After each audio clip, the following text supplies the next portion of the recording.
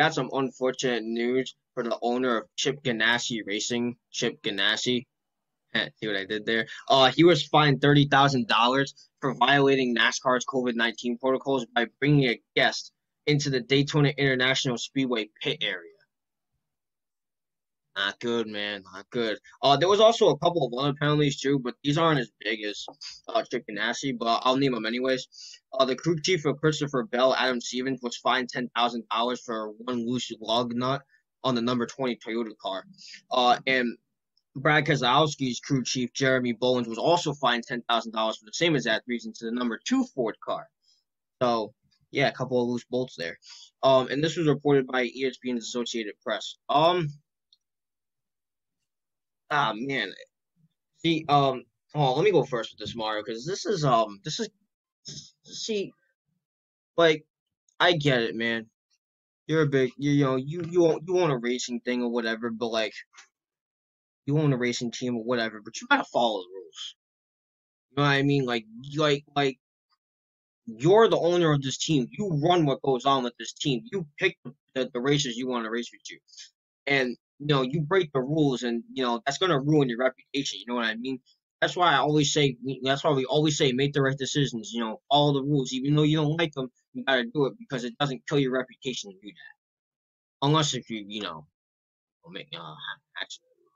Yeah, but like no, like in this case, like you're bringing in a guest in Daytona. I get it's Florida and like they don't have any COVID regulations anymore because it's Florida. But look, you're in Florida, but you're also under NASCAR's protection. You're under their guidance, you're under their whatever. You're at their event. They have their own rules no matter where they are. You gotta follow them. You understand what I'm saying? I have a lot of friends that are down in Florida right now and they're telling me, oh yeah, all the clubs are open, you don't have to wear masks and all of that. And like fine, that's your funeral, not mine. But look, you're still at NASCAR's event. They have rules that they have to follow. Doesn't matter if you're in Florida or you're in Arkansas or whatever. It doesn't matter. All right, you're as long as you're at NASCAR's event and whatever state you're in, whether you're in Alabama and Talladega or Texas the Texas Motor Speedway or in Kansas with Kansas Motor Speedway, it doesn't matter. It doesn't matter. You're at their event. They have rules to follow. They have rules set in place for anybody, the racers, the owners, the pit crew, whatever.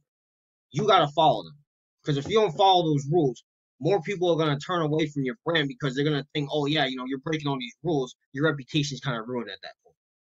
So keep that in mind. I feel like that's a big factor as to, you know, um, team owners' reputations being ruined is kind of, tingling the rules a little bit.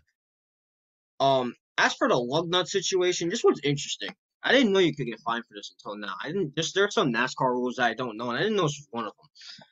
Yeah, man. I mean, that's a big deal, man. You can't let those cars go out there like that, especially at super speedways like Talladega and Daytona. Daytona International Speedway. Talladega is probably one of the more dangerous tracks. So if that happened on Talladega, who knows what the hell would have happened? You've seen those crashes on that track. It's insane. But I mean, yeah, man. This is actually the first time I'm wearing. I didn't even know you could actually get fined for that. But I guess it makes sense because you're letting the car go out with something loose and they're going over 200 miles an hour, and if something like that happens, and God forbid something happens to the driver in the car, that's just that's a bad look. But look, man, I'll say this. I don't know if that was. It was probably on accident. Some things do happen, but if it was intentional, just be more careful. 'Cause like I said, these are cars going over 200 miles an hour on a racetrack, especially at Daytona 500. That's a big track. That's a little over a mile long. It's a pretty big track. So those cars are definitely going to be flying over those corners and the straights and all that. So you got to be careful with that. But yeah, with that said, I hope everybody learns their lesson. Especially Chip Ganassi. Keep that reputation strong. You can't be doing that kind of stuff. As for the pit crew member, just make sure you got those nuts tightened up. And please don't take that the wrong way. I didn't mean to say it like that. But with that said, I'll just give it to you now, Mario.